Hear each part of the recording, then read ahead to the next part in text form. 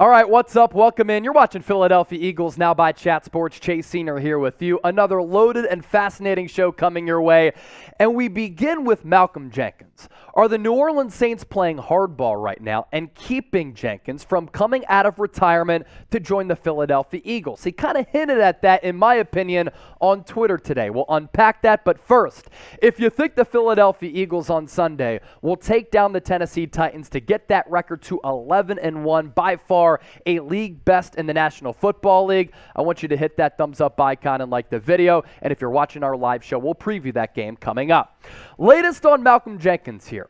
This is interesting stuff here, folks. Retired in March after 13 seasons in the NFL. He spent 6 great, fabulous years with the Philadelphia Eagles, and during that time frame, made it to 3 Pro Bowls, was a Super Bowl champion back in Super Bowl 52 in 2017, and recently he did an interview with John Clark of NBC Sports Philadelphia, both podcast form and in person, and he did not miss the opportunity in both of those interviews to say he's in shape, he would be open to coming out of retirement for a stretch run, but there's a big but here.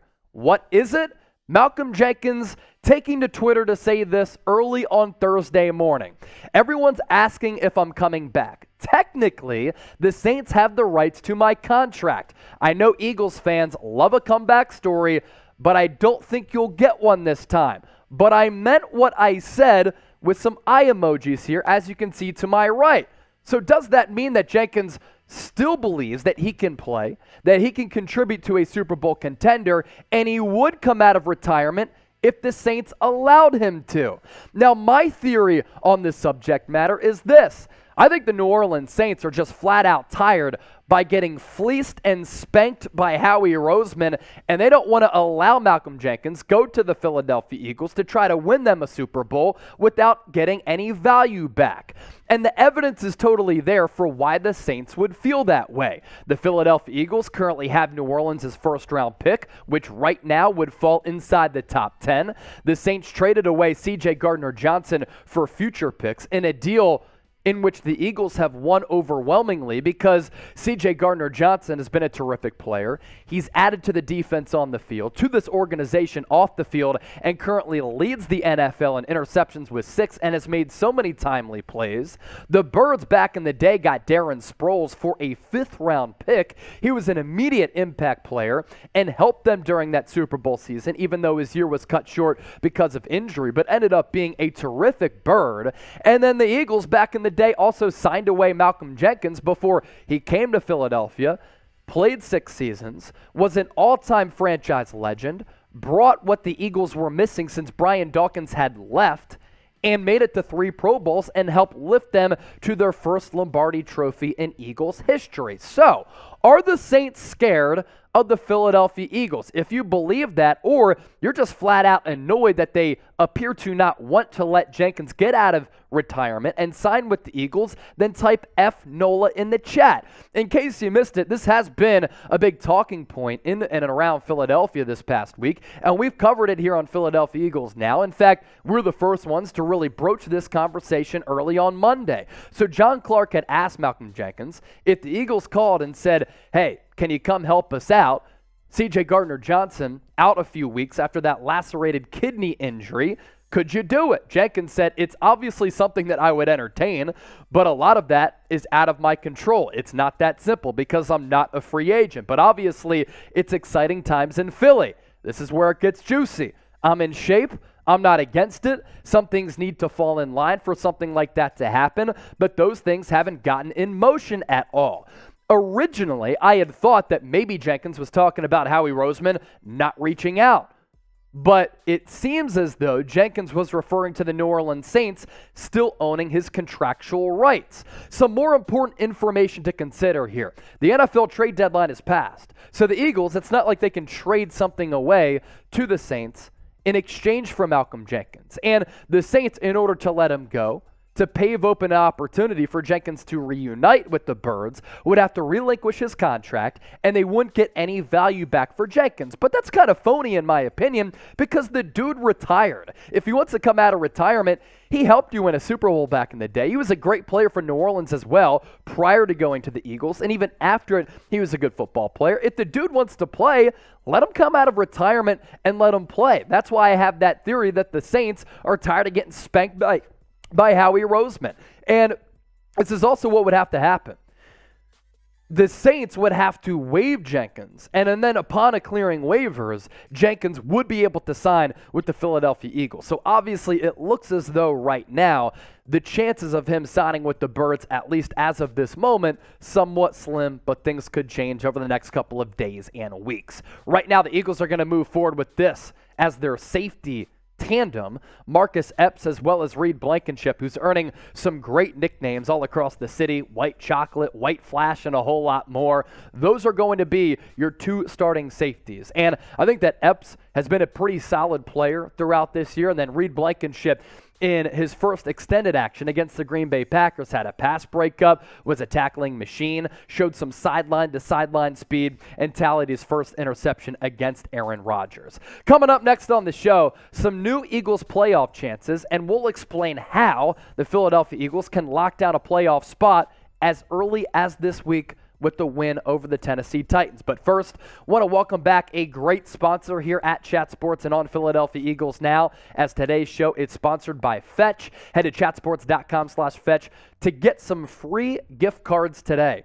Fetch, an incredible app, easy to use and free, and it lets you earn rewards on literally anything that you buy. All you have to do is scan any physical receipt or e-receipt, and you will earn points by scanning those receipts for your purchases, and the process only takes seconds. You don't have to worry about where the receipt is from or what's on it. So let me show you just how simple it is. All you do is open up the Fetch app, press the orange camera button, and snap a photo of your receipt, then hit submit, and you'll see that confetti pop showing you that you've earned more reward points. It's a very simple process, everybody. You can also click the e-receipt function to get rewarded for your Amazon purchases or other online shopping by syncing your email account. You can then redeem those points for gift cards at places like Amazon, Starbucks, Target, or any of the hundreds of retailers and restaurants available. So, Fetch is available on your iPhone or your Android. Use our link. It's chatsports.com/Fetch. Enter the promo code CHAT at sign up for 5,000 free points to start off with upon scanning your first receipt. That's the equivalent of a free $5 gift card just to get started. It's a free app. Let's emphasize that. And the 5,000 bonus points is only for a limited time. So get started now at chatsports.com/Fetch. Enter the promo code CHAT. The link is available in the comment section as well as the description of this video.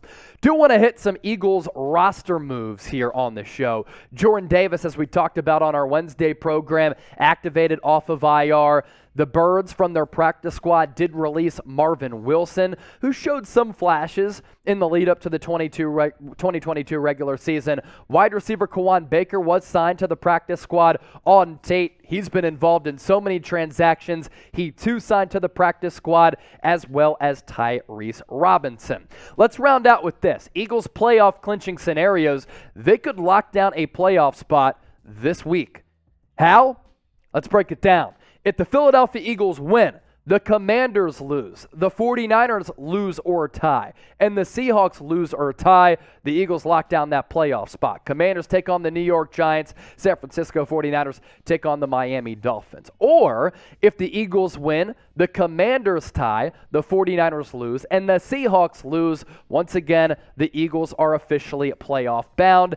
And according to all the projections out there, they have like a 96 to 99% chance of making the playoffs. It would be disastrous and an epic collapse if they did not make it to the playoffs. You take a look at the NFC playoff picture right now. The Birds still with that 2-game lead over the Minnesota Vikings because They own that tiebreaker, 1-game lead in that win column. Vikings in second place in the NFC at 9-2. Good rebound win for them last week against the New England Patriots after getting drubbed and embarrassed by the Dallas Cowboys 2 weeks ago. San Francisco 49ers in first place in the NFC West. They're in that 3 seed. Tampa Bay Buccaneers, despite losing to the Cleveland Browns in overtime last week, still maintain that lead in the NFC South. And then rounding things out, it's the Cowboys, Giants, and Washington Commanders. One of the other games of the week, Giants, Commanders, old school NFC East clash to really determine potential playoff positioning. Other teams on the outside looking in, Seattle Seahawks, I take them somewhat seriously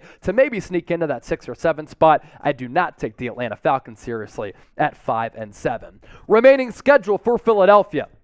They're 10-1 right now.